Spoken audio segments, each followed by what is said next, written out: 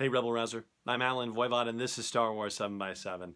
So I'm back in the studio after a wonderful vacation with the family, and yeah, if you're watching the video version of this, then you will see that I have shaved, and I'm a lot more put together than I looked when I did the Scoundrel Business video for yesterday's episode. So it's nice to be clean-shaven and much more presentable than I was in yesterday's episode. Anyway, let's talk Star Wars standalone movies and get back to some real-time updates on stuff. So, interestingly enough, there hasn't been a lot of standalone movement. And, you know, the more that I've done updates on all of the other Star Wars properties that are in motion during the month of July when I was doing those updates, and I'll continue to do those updates as we move forward with the podcast, but as I was doing them, it occurred to me that this whole business of standalones and about the initial Collider report about whether they had been put on hold or anything like that, and then, you know, Lucasfilm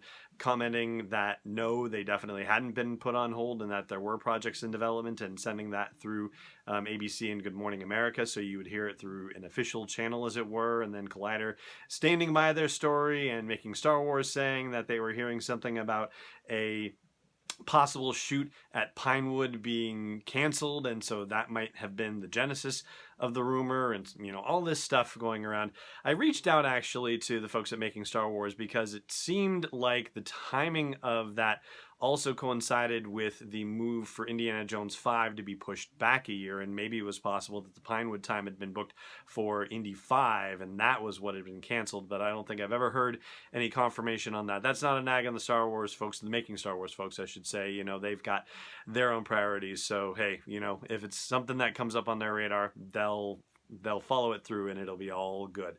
But as far as the standalones go, because of the fact that, you know, I was looking at Rian Johnson's trilogy that's in development, and the Game of Thrones guys working on their series that'll be in development soon enough, and we've talked about the whole thing about whether Lucasfilm has the infrastructure to be able to deal with more than one movie a year, and it doesn't seem like they're at that place. It seems like, comparatively, if you look at Marvel Studios, they definitely have the infrastructure in place to do multiple Marvel movies each year, but they didn't start out that way. I mean, even under the Marvel-Disney, you know, joint collective banner, they still weren't doing multiple movies a year until, what was it, 2012, 2013, something like that. So it took them a few years before before they got to that speed. Like, the original Iron Man movie came out, and there were multiple movies on an annual basis before it ever got to multiple movies a year.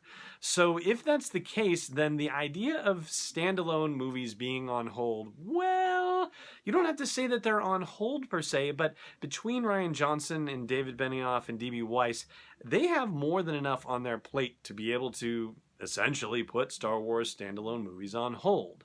Of course, that raises the question of whether the expectation of Lucasfilm is ultimately that they'll get to the point where they do multiple movies a year, and maybe that's the case. I mean, you know, Star Wars, as we've talked about on the podcast, certainly benefits from a bit of scarcity, and we're actually going to talk about that in a way also later this week related to episode 9, but they've also got stuff that they're developing for the new streaming service, and we'll also talk about that later this week too. So, you know, the whole thing decided to pop back up onto my radar because of the fact that Ewan McGregor is in the new Christopher Robin movie that's in theaters, and he did an interview with USA Today where, you know, if you're interviewing somebody related to Star Wars, you know the topic of Star Wars is going to come up, and so he was asked about the whole Obi-Wan situation, and here's what he had to say. So the official question, another character you know well, is Obi-Wan Kenobi from Star Wars. There's been talk about a spin-off movie, but less so after Solo, a Star Wars story, didn't do as well as anticipated. And McGregor replies, "I don't know anything more than you do. I'd still be happy to do it. I haven't seen a script. I don't know that they're planning to do it. I hope they do.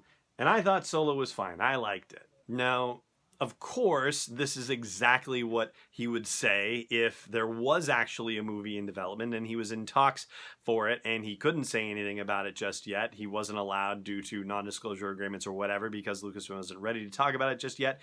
And yet, there is a certain sense of, well, You know, honesty is the word I was just about to grab, and I'm not trying to suggest that Ewan McGregor would be dishonest about any of this. I mean, it's just, the nature of the business. You can only talk about things when you're allowed to talk about things. But there's a certain level of candor in his interviews and a certain level of presentation about the way he does things that, when you read this and, the consistency of the story over the years, it's always been, I'd love to do it.